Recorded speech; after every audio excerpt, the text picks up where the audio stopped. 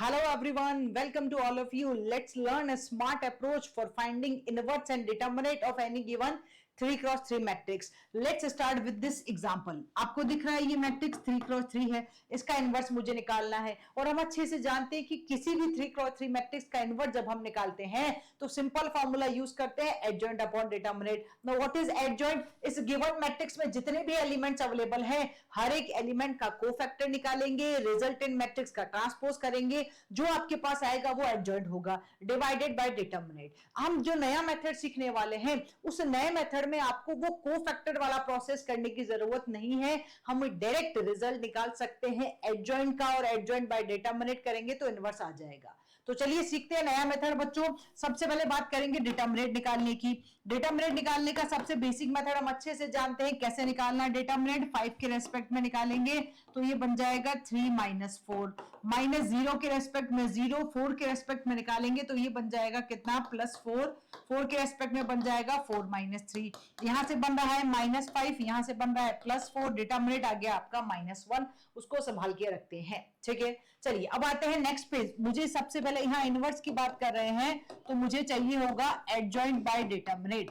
ठीक है, डिटरमिनेंट हमने ऑलरेडी बता दिया कितना आ रहा है -1.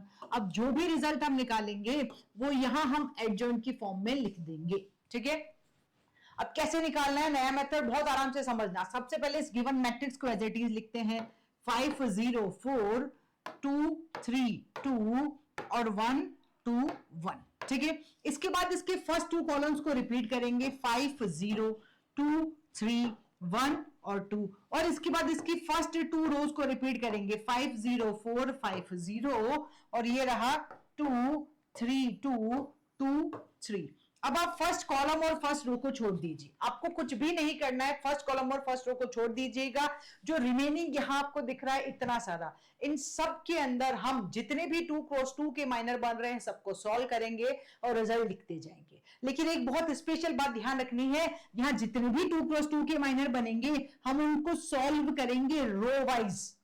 हम उनको सॉल्व करेंगे रो वाइज, लेकिन रिजल्टेंट में इस एडजॉइंट में आंसर लिखेंगे कॉलम वाइज. रीजन क्या है? रीजन इतना सा है कि क्योंकि जब हम कोफैक्टर मैट्रिक्स निकालते हैं कोफैक्टर मैट्रिक्स का ट्रांसपोज हमारा एडजॉइंट होता है. तो कोफैक्टर हम नहीं निकाल रहे हैं, लेकिन जो भी हम यहां पे माइनर निकालेंगे उसको ट्रांसपोज फॉर्म में ही लिखेंगे. ठीक है, डायरेक्ट फिर हम आंसर लिख सकते हैं. तो क्या करना है आपको? सिंपली 3 - 4 बनने वाला है आपका -1. 3 - 4. सेकेंड आप यहां आएंगे, सेकेंड माइनर ये बन रहा है 2 - 2 0. हम जा रहे हैं रो वाइज, रिजल्ट लिखना है कॉलम वाइज, तो ये बन गया 0. नेक्स्ट बन रहा है आपके पास में 4 - 3 1. 4 - 3 1 तो यहां आ जाएगा ये 4 - 3 1. ठीक है, now in the same manner हम नेक्स्ट 2x2 माइनर को सॉल्व कर सकते हैं. ये बन रहा है कितना 8 - 0 तो यहां फर्स्ट वैल्यू आ गई 8 आपके पास. नेक्स्ट बनेगा 5 - 4 जो कि है 1 और नेक्स्ट बन जाएगा आपका 0 - 10 तो यहां लिख सकते हैं हम -10. यहां नेक्स्ट बन जाएगा 2 × 0 0, यहां बन रहा है -12 तो ये रिजल्टेंट बन गया -12. इसके बाद जब आप मल्टीप्लाई करेंगे तो ये बन रहा है 8 और -10 जो कि बना -2. ठीक है, और यहां बन रहा है हमारे पास 15 - 0 तो ये बन गया आपके पास 15 - 0. ठीक है, ये आ गया मेरे पास में इस गिवन मैट्रिक्स का एडजॉइंट. और जब आप उसको डिवाइड कराएंगे किसके साथ? डिटरमिनेंट के साथ, तो रिजल्ट आपका बहुत इजीली आ जाएगा. अब आप इसको चाहे तो -1 को अंदर ले लीजिए. It depends on the options कि कैसे आपको ऑप्शंस अवेलेबल है. Now, what is the importance of this method? जब भी हम इस मेथड का यूज करेंगे इनवर्स निकालने के लिए, सपोज आपको क्वेश्चन में बोला है कि आप गिवन मैट्रिक्स के इनवर्स को फाइंड आउट कीजिए और साथ के साथ ना इनवर्स में सिर्फ और सिर्फ फर्स्ट कॉलम को फाइंड आउट करो.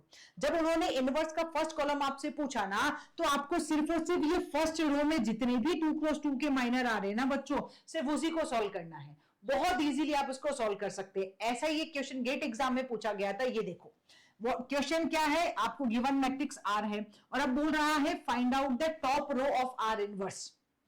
Top row of R inverse. ठीक है, अच्छा इससे पहले हम एक और इंटरेस्टिंग चीज सीखते हैं, इस पे हम प्रोसीड करेंगे. तो देखो अब यहां मुझे टॉप रो पूछा है तो टॉप रो के लिए मुझे क्या करना है? बेसिकली अगर इस क्वेश्चन में मुझे फर्स्ट रो पूछी होती तो मैं फर्स्ट कॉलम के सारे माइनस को सॉल्व कर देती, मेरा आंसर आ जाता. ठीक है, हम उस क्वेश्चन पे आएंगे, लेकिन उससे पहले ना एक इंटरेस्टिंग चीज और आपको सिखाते हैं कि किसी भी गिवन मैट्रिक्स का डिटरमिनेंट आप कैसे निकाल सकते हो जब आपको इनवर्स भी निकालना हो. ठीक है, ये मेथड तभी एप्लीकेबल है जब आपके पास एडजॉइंट हो ऑलरेडी। तो आप क्या करेंगे, जो गिवन मैट्रिक्स है उस गिवन मैट्रिक्स की फर्स्ट रो को आपने जो एडजॉइंट निकाला है उसके फर्स्ट कॉलम से मल्टीप्लाई करा दीजिए। किसी भी गिवन मैट्रिक्स का जब आपको इनवर्स निकालना है, उस इनवर्स के साथ साथ आप डिटरमिनेंट भी निकाल सकते हैं। कैसे? 3 क्रॉस 3 की बात कर रहे हैं। गिवन मैट्रिक्स की फर्स्ट रो को एडजॉइंट जो आपको मिला है, जो भी हमने इससे निकाला इस प्रोसेस से, एडजॉइंट का क्या निकाल दे, एडजॉइंट के फर्स्ट कॉलम को मल्टीप्लाई करा दे गिवन मैट्रिक्स के फर्स्ट रो से। तो अगर मैं मल्टीप्लाई कराऊंगी तो 5 इंटू -1 कितना बन जाएगा, -5। फिर यहाँ है 0, तो ये बन जाएगा 0 इंटू अगर हमने किया यहाँ पे तो 0 इंटू 0 इज 0 ओनली। फिर नेक्स्ट एलिमेंट हमारे पास बन रहा है 4, 4 इंटू 1 कितना आ जाएगा, +4। तो रिजल्टेंट मेरा आ गया डिटरमिनेंट बच्चों -1, जो कि मैंने यहाँ ऑलरेडी लिखा हुआ था।